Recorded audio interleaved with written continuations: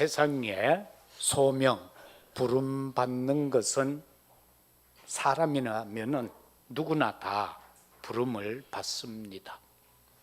부름을 받은 그 일에는 분명히 사명이 주어집니다. 남자라면은 요즘은 여자분들도 군에 갑니다마는 군인으로 부름받은 사람은 적으로부터 국가를 수호하죠. 그리고 특수부대는 또 특수 임무를 감당을 하죠. 경찰로 부름받으면은 국내 치안을 위해서 일을 할 것이고요. 또 300여 명이나 되는 국회는 법을 잘 만들어서 국가를 든든하게 하는 것이 사명일 것입니다. 법관으로 부름받은 사람들은 법을 바르게 집행해서 억울함을 당하지 않도록, 그것이 바로 그들의 부름받음이요 또한 그들의 사명일 것인데, 오늘 우리는 예배에 부름받았습니다. 이 예배에 부름받은 것은 세계 복음화를 하라고 부름받은 것이고, 또한 축복을 주시려고 우리를 부르셨다라는 사실입니다. 그러면은 우리가 소명이라고 할 때에 그냥 생각합니다. 내가 부름받았구나. 허물과 죄로 죽었던 나를 하나님께서 은혜를 베푸셨고, 그 은혜로 말미암아서 예수 그리스도를 믿음으로 내가 구원을 받았구나. 우리는 일반적으로 그러죠. 그런데 조금 더 세밀하게 우리가 보면은 구원받은 성도가 하나님의 일을 하도록 하나님의 부르심을 받는 것, 그게 소명이고요. 그 가운데에 강한 종교적 충동을 일어나게끔 하는 그것을 가르쳐서 콜링이다. 그리고 히브리어로 코데시라고 할 때는 카다시라는 동사로 분리하다, 또는 카도시라는 형용사로서 거룩하다. 다시 말하면 뜻이 매우 높고 위대하다. 그 부름은 그런가 하면은 야다라는 단어를 쓸 때에는 하나님이 사람을 미리 선택하여서 뭔가를 시작할 때에 쓰는 말이고요.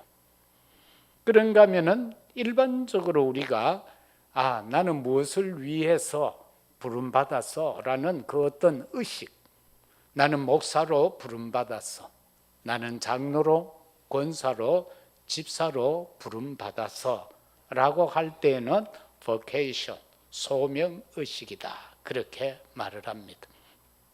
그러면은 사명은 뭔가? 사명이라는 것은 소명받은 자가 맡은 임무를 가리켜서 사명이다. 우리가 가장 쉽게 말할 수 있는 것은 예수 그리스도 복음을 전파하기 위한 전도와 선교, 이것이 우리에게 주어진 사명이다라는 겁니다. 그렇기 때문에 소명과 사명의 관계는 분리할 수 없는 겁니다. 하나님 앞에 내가 부름받았다면 그 부름받음에 합당한 나에게 사명이 주어져 있다라는 사실입니다. 오늘 이사야는 소명과 사명을 받습니다. 따라서 이 시대를 살아가고 있는 우리는 그리스도의 제자로서 소명과 또한 사명이 있을 것입니다. 하나님은 사람들을 부르기 전에 그 시대의 상황을 보여주십니다. 그리고는 깨닫게 하십니다. 그것이 이사야서 1장입니다. 오늘 우리가 복음 안에 서서 정말로 그리스도의 제자로서 생명의 복음을 전하는 증인으로서 살아가는 우리, 그런데 우리가 살아가는 이 세상을 보면은 성경은 말합니다. 하나님을 아는 지식이 부재되어져 있다. 요즘 젊은이들 복음을 받으려 하지 않습니다. 우리가 교회 말만 나오면은, 성경 소리만 나오면은 그들은 거부합니다. 그래서 이 세상에 다른 지식은 가득 차 있고 발달되어져 있는데 하나님을 아는 지식은 없어져 버렸다. 그래서 많은 사람들이 교회를 오히려 떠나고 있는 시대가 되어졌고, 우리가 믿고 우리가 복음을 깨달았을 때에 우리 앞에 하나님이 보여주신 것은 복음이 희미한 시대다라는 것을 보여주셨을 겁니다. 그리고는 교회가 문 닫는 시대다라는 것, 우리나라는 아직 크게 어떤 데이터가 나오지는 않았습니다만 미국 같은 경우는 2030년도까지 약 5만 개의 교회가 없어질 것이다라는 관측이 나오고 있습니다. 이와 같이 이것이 우리가 살아가는 시대를 하나님은 우리에게 보여주셨고, 그래서 우리를 부르셨다, 소명하셨다라는 겁니다. 그러면은 저와 여러분들에게 있어서 사명은 과연 무엇일까라는 것입니다. 이사야에게 하나님은 이런 것을 보여주십니다. 이사야서 1장 2절을 통해서 보면은 내 자식인 이스라엘이 나를 거역했다라고 말씀하고 있습니다. 이스라엘의 그 역사를 보면 7배 대재앙을 당하는 모습을 봅니다. 수많은 전쟁 속에서 그들은 노예가 되고 포로가 되고 속국이 되고, 급기야는 예수를 십자가에 못 박음으로 말미암아 2000년 동안 세상에 유리방황하는 사건을 이루고 말았습니다. 하나님이 탄식하는 모습입니다. 내 자식인 이스라엘이 나를 거역하였다. 작게 적용을 하면은 내가 낳은 내 자식이 나를 거역했다, 그 말이 되겠죠. 이사야서 1장 3절을 통해서 보면은 나의 백성은 깨닫지 못한다. 오늘날도 교회는 수없이 많지만은 다방 숫자보다도 교회 숫자가 더 많다고 그래요. 그럼에도 불구하고 그 안에 있는 하나님의 백성이 하나님의 뜻을 깨닫지 못하고 있다라는 사실입니다. 이사야 1장 4절에서 하나님은 말씀합니다. 여호와를 만홀히 여기고 멀리한다. 자꾸 하나님을 멀리하는 거예요.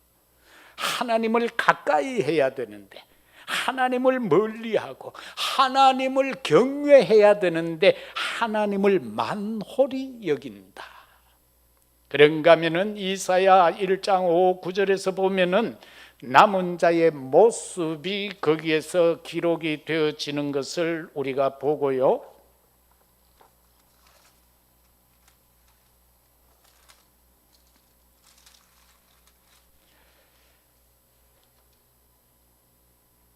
(5절에서) 9절 말씀을 보면은 너희가 어찌하여 매를 더 맞으려고 패역을 거듭하느냐.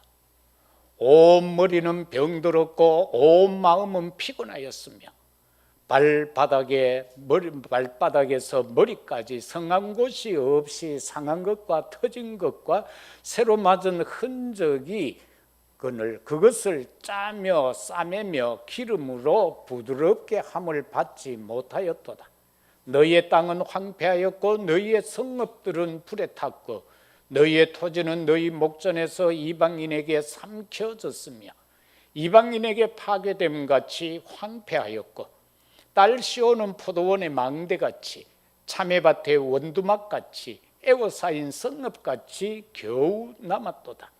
만군의 여호와께서 우리를 위하여 생존자를 조금 남겨두지 아니하셨다면 우리가 소돔 같고 고모라 같았으리로다.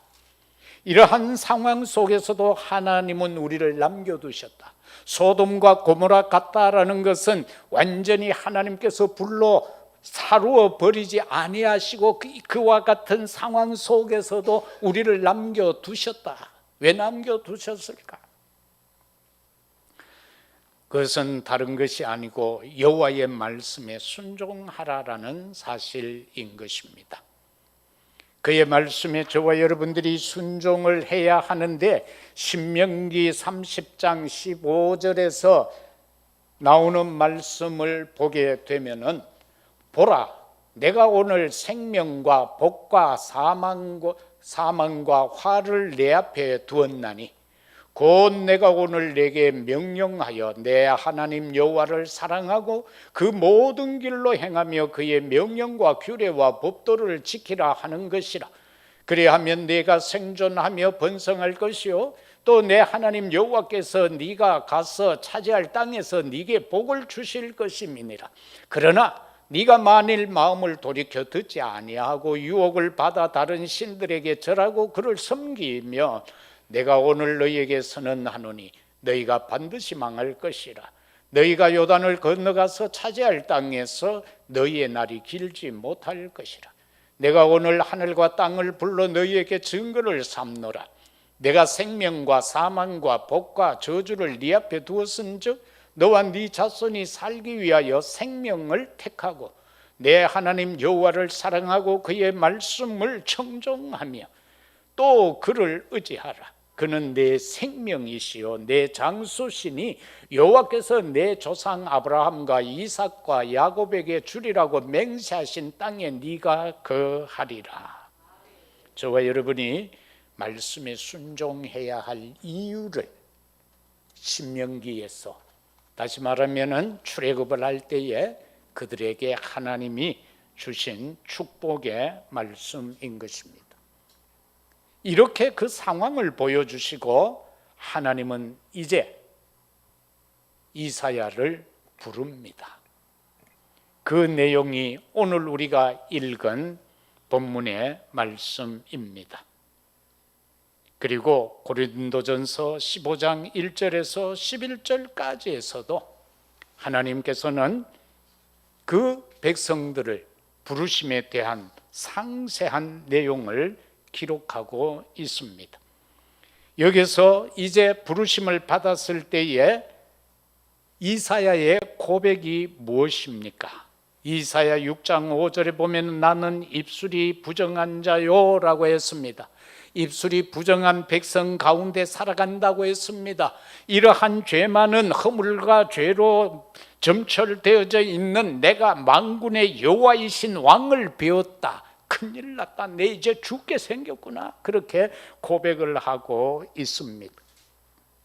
그럴 때에 하나님께서는 6장에서 6절과 7절을 통하여서 하나님이 그를 인정하시는 장면이 나옵니다. 그때에 그 서랍 중에 하나가 부젓가락으로 제단에서 집은 바 핀 숯을 손에 가지고 내게로 날아왔어. 그것을 내 입술에 대며 이르되 보라, 이것이 네 입에 닿았으니 죄악이 제하여졌고 네 죄가 사하여졌다. 이렇게 말씀합니다. 하나님은 우리를 부르셨을 때에 우리를 주의 성령으로 깨끗게 하셨습니다. 불같은 성령으로, 바람같은 성령으로 우리를 깨끗게 하셨다. 성령의 충만함으로 그렇게 하시는 것이 하나님이 우리를 인정하시는 방법이신 것입니다. 그런가 하면은 여호와의 부르심 앞에 응답하는 것이 어떤 모습인가? 내가 또 주의 목소리를 들으니 주께서 이르시되 내가 누구를 보내며 누가 우리를 위하여 갈까 하시니 그때에 내가 이르되 내가 여기 있나이다. 나를 보내소서 하였더니 주께서 왜 부르셨을까요? 이사야를 통하여 말씀 운동하라고. 우리는 이사야서를 구약의 복음서라고 합니다. 이사야서를 통하여서 주님은 그루터기에 대한 언약을 우리에게 주셨고, 그런가 하면 이사야 7장 14절을 통하여 동정녀 탄생하실 메시아 언약을 약속해 주십니다. 그리고 우리에게는 일어나 빛을 발하라고 말합니다. 우리에게 파수꾼이 되라고도 말합니다. 그래서 우리에게 이러한 사명을 허락하심을 보게 됩니다. 소명에는 하나님이 주신 말씀이 있어야 합니다. 저도 목회의 길을 걸을 때에 정말로 저는 돈 많이 벌는 장로님이 되고 싶었어요. 그래서 교회를 섬기고 싶었어요. 그래서 제대하고 직장도 갖고요. 그러나 거기에서 주일 성수 때문에 견딜 수가 없었고 사표를 내고 그리고 기도원에서 금식 기도하고 신학교를 편입하게 되어졌는데 그것을 이렇게 되돌이켜 보니까 하나님께서는 내가 어릴 때부터 그렇게 인도하실 것 같아요. 저는 어릴 때 이제 초등학교 때부터 대구 감사하게도 유학을 나왔으니까 방학 때 가면은 시골은 마룻바닥이에요. 그 토요일 날 되면은 제가 청소했어요. 깨끗이 그 어린 것이 그걸 청소를 다 했어요. 그리고는 강대상도 닦아야 되잖아요. 우리가 어릴 때는 여기는 아무나 올라가는 데가 아니어서 대표 기도하는 장로님, 설교하는 목사님만 여기 올라왔어요. 여전도에 헌신 예배 드릴 때 여전도의 회장도 아래에서 사회를 했어요. 그런 시대가 있었어요. 70년대만 해도 그렇게 했어요. 그래서 올라가면 죽을까 싶어서 밑에서 기도 빡시게 하고 올라가서 강단을 닦고, 그리고 또 제가 전에도 얘기했죠. 겨울 방학 때 가니까 어른들은 다 15km 떨어진 교회 부흥회 경운기 다 하고 다 가버렸고, 나는 갈락하니까 시간 늦을 것 같고, 그러면 그 시간 맞출 수 있는 건 뭐냐? 산길로 1시간 이상 9고개를 넘어서 가는 곳이 있었어요. 그곳을 향하여서 눈이 무릎까지 쌓이는데 괜히 가고 싶더라고. 지금 생각해도 아찔했어요. 내가 그때 어찌 그 길로 갔지? 가다가 굴러지고 넘어지고 하면서도 대충 길을 잡아서 갔단 말입니다. 그런 은혜. 그리고 학교 다닐 때는 기독 서클을 구성을 해서 여름 되면은 시골 교회에 이제 교사도 없고 하니까 여름 성경학교에 주로 다니고, 그리고 군에 가서는 또 이상하게 신학도 안 했잖아요. 그런데 교회를 섬길 수 있는 기회도 주어지고, 이런 많은 것들을 되돌아볼 때 하나님은 서서히 나를 이렇게 이끌으셨구나. 어떻게 보면 내가 태어날 때부터, 모태에 조성되기 전부터 하나님은 나를 향한 특별한 작정, 예정을 다하고 계셔서 그 시간표대로 이끌어 오셨구나. 그러나 그러한 것들을 우리가 깨닫지 못하고 거부할 때에는 하나님은 우리를 코를 끼어서라도 이끌어 가신다라는 사실입니다. 저와 여러분이 웃자다가 목사 됐습니까? 웃자다가 장로가 됐습니까? 웃자다가 권사가 되고 집사가 됐습니까? 대구 시내에 240만 명이 사는데 요새 250만에서 줄었대요. 젊은 인간들이 전부 수도권으로 가버려 가지고 줄었대요. 그 사람들 가운데 대구에 약 40만 명이 교회 다닌대요. 그 중에 내가 하나인데, 그죠? 우연일까? 그건 아니죠. 하나님께서 저와 여러분들을 작정하시고 불렀다. 그렇기 때문에 우리는 부름받은 자들은 과거에서 벗어나야 합니다. 많은 사람들이 예수를 믿으면서도 목사가 돼가지고도 자꾸 옛날을 말하는 사람들이 있습니다. 내 옛날에 내가 사업할 때 잘 나갔는데. 웃자라고요. 사업할 때 잘 나갔는데, 내가 그때 돈 잘 벌었는데. 웃자라고요. 그래서 과거에서 벗어나야 한다. 과거에 묶인 사람이 되면은 하나님은 쓰실 수가 없습니다. 바울이요, 그 과거에 정말 엘리트 중에 초엘리트잖아요. 그런 자신을 배설물로 여기고 버린다고 그랬어요.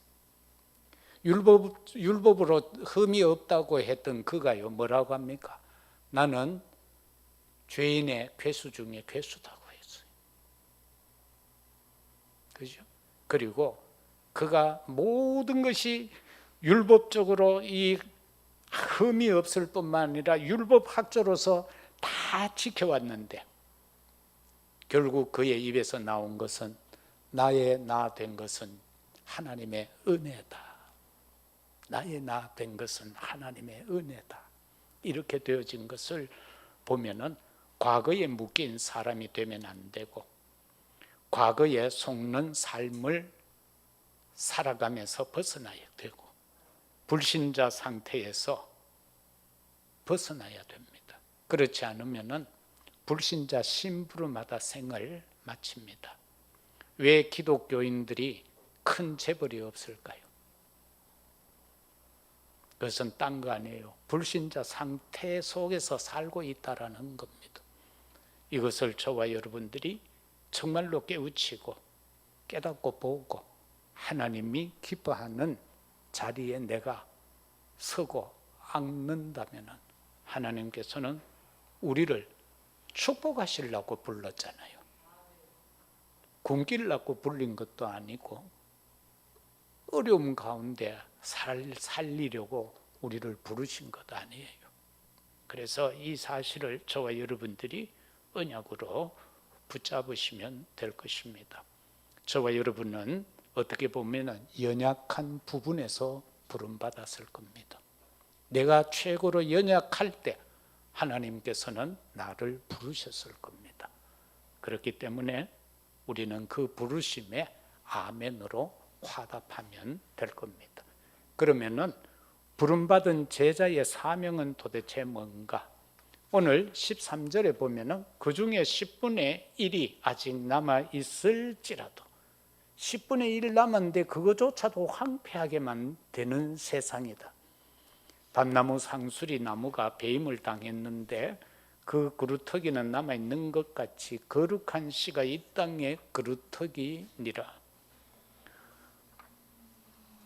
본문적으로 보고 우리가 신학적으로 또는 정상적으로 보면은 이 그루터기는 예수 그리스도입니다.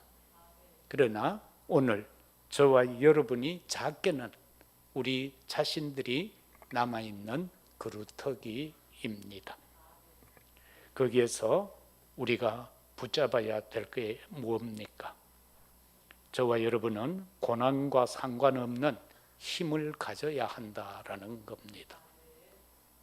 밤나무 상수리 나무가 배임을 당하고 그 그루터기에서 새싹이 나지는 것처럼 우리는 고난과 상관이 없어야 합니다. 그것을 넘어설 수 있는 힘을 가져야 합니다. 주어진 사명은 이사야 6장 8절에서 말씀하고 있는 것처럼 나를 위해 누가 갈고 내가 여기 있습니다. 나를 보내십시오. 그 뭐를 위해서요? 딴 거 아니에요. 오직 말씀 운동을 위해서 주님은 우리를 부르셨고요. 예레미야 33장 3절에서 예레미야를 불렀을 때에도 하나님께서는 왜 그를 불러서 어떤 사명입니까? 지금 망하고 있는 국가를 위하여 기도하라라는 겁니다. 그래서 기도 운동입니다. 너는 내게 부르짖어라. 거룩한 씨가 그루터기다. 거룩한 씨는 우리에게 적용을 하면은 거룩한 교회, 거룩한 성도를 말하는 것이고요. 그루터기는 근본은 예수 그리스도이고 또 복음 때문에 남겨진 남은 자 되는 후대들입니다. 이걸 저와 여러분들이 붙잡으시면 되겠습니다. 그리고 우리에게 주어진 제자의 사명은 뭔가? 또 역시 오직 예수 그리스도 전달하는 것이다. 때를 얻든지 못 얻든지 우리는 예수가 그리스도임을 전달하는 것이고요. 그 다음에는 열매 맺는 그리스도의 제자가 되는 게 우리의 사명입니다. 요한복음 15장 1절 이하 8절까지에서처럼 나는 참 포도나무요 아버지는 농부고 너희는 가지다라고 했습니다. 너희가 내 안에 붙어 있어야 된다는 겁니다. 포도 줄기, 나무 줄기에 가지가 붙어 있지 않으면은 잘라버린다고. 생명력이 없죠. 열매 맺지 않으면 자른다. 그리고 말려서 아궁이에 넣는다라고 했습니다. 그러나 열매를 맺는 가지는 농부가 깨끗하게 한다고 했습니다. 먼저도 말씀드렸죠. 우리가 과수나무를 이른 봄이 되면은 껍데기를 다 벗겨내고 거기에다가 유황칠을 하는 것처럼 우리가 그리스도 안에서 그리스도의 생명력을 가지고 때로는 저와 여러분들이 세상을 향하여 그리스도의 빛을 발하는 망대의 사명을 감당하며 서 있고 참으로 하나님이 가장 기뻐하는 사람으로 살아가야 되고 그 살아감을 위하여 최선을 다하고 있을 때에 기도하고 있을 때에 하나님께서 우리를 더욱더 아름답게 깨끗하게 하신다라는 겁니다. 그래서 하나님이 원하시는 대로 쓰신다는 겁니다. 더 아름다운 열매 맺게 하기 위해서. 그래서 결과적으로 저와 여러분들에게 맺어지는 성품의 열매는 어떤 것이어야 하는가? 갈라디아 5장 22절에서 23절에 이와 같은 믿는 자의 성품, 하나님의 자녀된 자의 성품이 있어야 됩니다. 저와 여러분은 원수까지도 사랑할 수 있는 사랑의 마음, 그리고 어떠한 고통과 어려움 속에서도 희락할 수 있는 마음. 그런가 하면은 모든 전쟁 속, 지금 세상이 그렇잖아요. 이러한 속에서 화평할 수 있는, 그냥 참는 게 아니고 오래 참으라. 오래 참으라. 참다가요 결정적인 순간에 못 참아보면 그건 참은 게 아닙니다. 끝까지 참아라. 오래 참아라. 하나님 얼마나 오래 참고 계십니까? 아직도 우리를 기다리고 있어요. 아직도 참고 있어요. 근데 우리는 크게 못 기다리잖아요.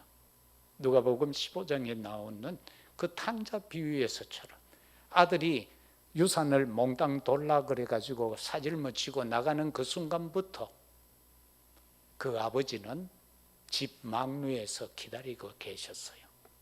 그래서 올 때 아주 거리가 먼데도 아들인 걸 봤어요.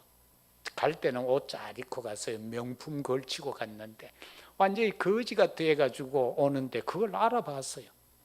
여러분, 그 아들이 돌아올 때에 아버지가 영접했던 것처럼 우리가 영육 상태가 정상적이지 못하다 할지라도 하나님 앞으로 돌아오면 하나님은 우리를 반겨주십니다. 맞아주십니다. 너 몰골이 왜 그래? 외면하지 않습니다. 우리를 단번에 알아주십니다. 이것을 말씀하고 있는 것입니다. 그래서 자비해야 되고 양선해야 되고 충성을 해야 되고 온유해야 되고 절제하라라는 겁니다. 사람이 지 하고 싶은 대로 어찌 다 하고 살겠어요.